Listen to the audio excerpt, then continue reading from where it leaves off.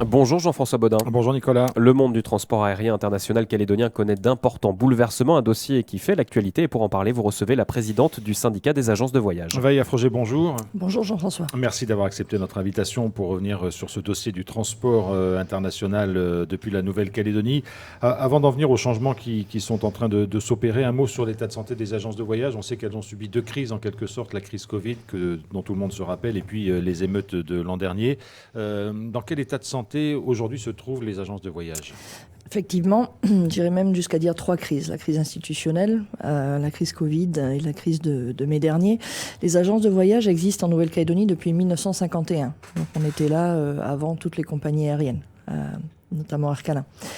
En 2009, on avait encore 15 agences de voyage présentes sur le territoire et au fur et à mesure du retrait de certaines compagnies, je pense au retrait des commissions Air France, aux crises institutionnelles, aux incertitudes liées aux différents référendums qui ont commencé en 2018, la crise Covid qui pour nous a commencé en mars 2020 et qui ne s'est terminée qu'en juin 2022, puisque notre environnement régional s'est réouvert sans contraintes vaccinales, les masques et autres.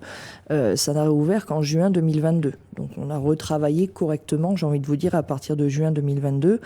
Et puis les épisodes de mai 2024 que tout le monde a subis, eh bien aujourd'hui, il reste 6 agences de voyage en Nouvelle-Calédonie. Sur 15 précédemment ? C'est exact. Ça représente combien de mises en chômage à peu près ? Alors aujourd'hui, ces 6 agences de voyage représentent entre 80 et 90 salariés. C'est environ 350 à 400 millions de salaires que l'on verse et qui sont donc imposables à l'IRPP et qui génèrent de l'impôt. On est fiers d'ailleurs de participer à la structure de la société ainsi.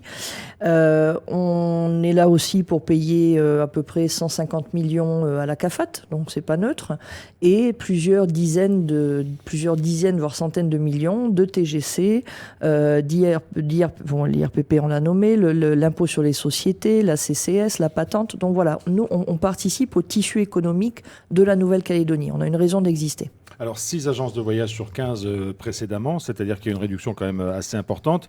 Est-ce que ça veut dire aussi que les habitudes de voyage des Calédoniens ont changé ces dernières années ? Alors les habitudes de voyage des Calédoniens ont changé effectivement. Il y a des gens qui sont très confortables et qui prennent leur billet sur Internet, donc c'est tout à fait faisable. Sur Internet, je vous le rappelle, vous êtes encore une fois tout seul. Aujourd'hui, surtout après la crise Covid, on est dans un paysage aérien qui est en forte mutation. On a aujourd'hui une compagnie aérienne Air Calin qui nous impose régulièrement. Aujourd'hui, on va arriver au 4e changement de programme depuis le début d'année, on n'est qu'au mois de mars. Et donc, à chaque fois qu'il y a ces changements et ces modifications, si vous avez pris votre billet sur Internet, vous êtes tout seul, vous vous débrouillez tout seul. Si vous êtes passé par une agence de voyage, c'est le travail de votre agence de voyage, c'est le service après-vente que l'on doit aux clients et c'est nous qui devons procéder à ces modifications, vous informer, changer le vol le cas échéant, passer un remboursement si toutefois le vol ne vous convient plus. Donc on a une réelle utilité et j'ai la faiblesse de croire que les clients qui fréquentent nos agences, et Dieu sait si on a des assidus et je les en remercie, savent reconnaître effectivement le service qu'ils reçoivent en agence. Alors comment sont rémunérées les agences ? Comment gagnent-elles leur vie ? Alors on avait deux sources de revenus. Donc il y a les frais de service qui sont pratiqués par chacune des agences de voyage et on était jusqu'au 1er janvier de cette année rémunéré à hauteur de 5% du billet hors taxe, je précise, par la compagnie Air Calin. Ces 5% de commission que l'on percevait de la compagnie Air Calin correspondent à un travail que l'on effectue pour la compagnie, c'est-à-dire qu'on vend ses sièges, on fait aussi la promotion de la compagnie et on va gérer tout ce qui est aléas, modifications, reprogrammation et services après-vente. Eh bien, depuis le 1er janvier, la compagnie aérienne Air Calin a purement et simplement supprimé ces 5% de commission. Ça concerne toutes les agences de Nouvelle-Calédonie et des agences à l'étranger ? Alors oui et non. Toutes les agences de Calédonie, oui, ce qui représente un montant d'environ 135 millions CFP. Ça peut paraître beaucoup, ce n'est jamais que 0,6% du chiffre d'affaires de la compagnie aérienne. Donc ça, je pense que c'est important, c'est un chiffre important à retenir, d'autant plus que ces 135 millions, si ils ont été versés aux agences de voyage, c'est qu'on a généré des ventes pour la compagnie aérienne. Et en l'occurrence, on a généré des ventes de plus de 4 milliards CFP dans leur chiffre d'affaires. Donc, c'est pas neutre. Donc les commissions ont été supprimées en Nouvelle-Calédonie et pourtant elles n'ont pas été supprimées sur d'autres marchés. Air Calin, la direction d'Air Calin a fait le choix de continuer à commissionner le marché australien, le marché néo-zélandais et le marché Internet. C'est dans le but de faire venir des touristes ? C'est une bonne question, il faudra la leur poser. Alors, face à cette situation, suppression de cette commission de 5%, quels sont les recours ou les possibilités que vous avez aujourd'hui ? Alors, nous avons à plusieurs reprises tenté de dialoguer avec la direction de la compagnie aérienne et je tiens, Jean-François, vraiment à faire une grande différence entre la direction avec qui nous discutons et les employés de la compagnie aérienne qui, je pense, doivent être félicités parce qu'ils n'ont pas toujours travaillé dans des conditions simples. Ils ont vécu le Covid comme nous, ils ont vécu les événements du mois de mai comme nous. Et pourtant, le retour qu'on a de nos clients, c'est des personnels navigants à bord des appareils qui sont souriants, qui sont prévenants envers les familles, envers les personnes plus âgées. Et ça, c'est pas moi, c'est pas les agences de voyage qui vous le disent, ce sont nos clients, c'est les retours de nos clients. Donc voilà, on ne peut que les remercier pour ça. En revanche, les discussions que nous avons tenté de mener avec la direction n'ont pas porté leurs fruits. Et nous avons fait le choix, le syndicat des agences de voyage, de porter une saisine auprès de l'autorité de la concurrence pour dénoncer des pratiques que l'on considère contraires au droit du commerce. Je peux vous en citer quelques-unes. Par exemple, la compagnie Air Calin nous a demandé d'augmenter nos frais de service puisqu'ils nous supprimaient les commissions et pour que eux puissent aussi augmenter leurs frais de service. Ça s'appelle de l'entente sur les prix, ça s'appelle de la collusion. C'est strictement interdit par la loi. Donc nous avons bien évidemment refusé. Un autre exemple, ils nous ont demandé de purement et simplement augmenter nos parts de vente Air Calin sur les lignes concurrentielles, donc sur Sydney et Brisbane par exemple, dans le but de tuer la concurrence. Nous avons refusé puisque nous sommes persuadés en agence de voyage qu'il faut que nos clients aient le choix. Plus ils auront de choix, plus on va tirer les tarifs vers le bas et nos clients pourront choisir ce qu'ils ont le droit de comment ils ont envie de voyager, à quel tarif, à quelles conditions. Si demain on se retrouve avec un seul opérateur sur la ligne Brisbane, ce sera au détriment du consommateur. Donc voilà, donc c'est pour toutes ces raisons et bien d'autres encore, nous avons porté cette saisine qui est en cours d'examen, d'instruction auprès de l'autorité de la concurrence. Si le cas de figure devait arriver malheureusement et que les agences de voyage en Nouvelle-Calédonie étaient contraintes toutes de mettre la clé sous la porte, quel serait le choix des Calédoniens pour voyager ? Il leur resterait peu de choix, malheureusement, puisque vous auriez dans ce scénario catastrophe deux possibilités, soit de vous débrouiller tout seul sur Internet avec toutes les contraintes que ça pose, ou alors tout simplement aller faire la queue chez Air Calin comme le font beaucoup de gens aujourd'hui qui apprécient le service qui doit être rendu dans cette agence, je suppose. Mais comment est-ce que l'agence Air Calin ferait pour absorber le flot de clients que nous traitons ? C'est la question que je pose. Nous générons plus de 4 milliards de chiffre d'affaires pour la compagnie Air Calin.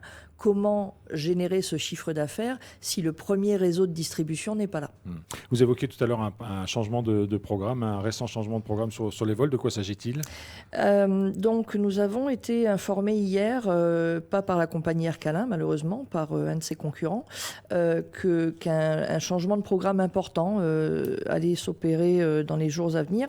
Air Calin va supprimer le vol de Singapour du vendredi. Ce vol du vendredi qui décollait à 11h30 du matin permettait un grand nombre de connexions à Singapour sur ce qu'on appelle des interlines. Ce sont des négociations qui sont menées avec des compagnies partenaires, je pense notamment à Turkish, je pense à Singapore Airlines, Etihad, Emirates, et ça permettait aux clients calédoniens d'arriver à Singapour et d'avoir un grand choix de compagnies sur lesquelles poursuivre leur voyage. Ce qu'il faut savoir, c'est que lorsque le passager calédonien poursuit son voyage sur une compagnie partenaire, la compagnie Air Calin perçoit un revenu sans pour autant avoir les coûts en face, puisque ce n'est pas son appareil qui opère. Très bien. Donc ce vol a été annulé, ce qui va enclencher chez nous un traitement de centaines et de centaines de dossiers à rerouter, puisque les personnes ne peuvent plus arriver à Singapour pour prendre leur vol, pour prendre le vol suivant. Et donc la solution qu'Aircalin nous propose, c'est de tous les remettre sur la ligne Bangkok. La ligne Bangkok, elle n'est pas extensible, hein, il y a un certain nombre de places. Les places et c'est une ligne sur laquelle les coûts d'exploitation sont excessivement élevés, puisque l'appareil Aircalin opère jusqu'au bout de la ligne, jusqu'à Paris. Et à toutes fins utiles, je préciserai aux auditeurs qu'il y a quand même 5 compagnies qui ont tenté d'exploiter cette ligne, notamment UTA, Air France, Minerve, Corsair et AOM, qui ont fait l'essai et qui ont toutes quitté cette ligne parce que les coûts d'exploitation sont beaucoup trop élevés. Vous voyagez trop loin de votre base et donc ça engendre le revenu que vous retirez des billets d'avion ne permet pas de couvrir les coûts d'exploitation. Sur un plan plus général, Vaïa Froger, on sait que le trafic aérien, et on l'a rappelé, est très perturbé depuis 2020, depuis le début de la crise Covid. Est-ce qu'on envisage un retour du trafic normal? Est-ce qu'il y a des prévisions qui sont faites? Alors, j'aurais tellement envie de vous répondre par la positive, Jean-François. Malheureusement, ce n'est pas le cas. Il y a eu une réunion importante qui s'est tenue au mois de novembre cette année sur la plateforme de Tontuta avec tous les acteurs de l'aérien. Les compagnies aériennes qui touchent Tontuta, la CCI qui exploite la plateforme et le consensus qui a été établi par l'ensemble des acteurs, y compris la compagnie Aircalin, la direction de la compagnie Aircalin, c'est que le retour à la normale du trafic de la Tontuta se ferait plutôt vers 2028-2029. Donc ça veut dire qu'aujourd'hui, quand on veut voyager, il faut vraiment anticiper? Absolument. Plus vous vous y prenez tôt, plus vous avez des chances d'avoir les meilleurs tarifs. On a des clients qui raisonnent toujours comme si on était avant le Covid, où on avait 3 rotations sur Melbourne, 3 rotations sur Tokyo, 5 rotations sur Auckland. Aujourd'hui, ce n'est plus le cas. Donc, si vous avez l'intention de programmer un voyage, prenez-vous longtemps à l'avance et sachez qu'on est en bout de ligne.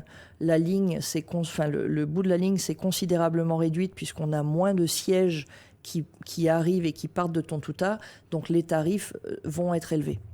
Pour terminer, Vaïa Froger, vous deviez être, vous, agence de voyage, auditionné hier par les élus du Congrès. Hein, vous leur avez demandé à être entendu. L'audition n'a pas pu avoir pour des raisons de calendrier et d'organisation. Est-ce qu'une nouvelle date est prévue? Est-ce que c'est tous ces points-là que vous allez exposer? C'est exact, Jean-François. Nous étions convoqués hier pour être auditionnés en commission plénière par les élus de la Nouvelle-Calédonie.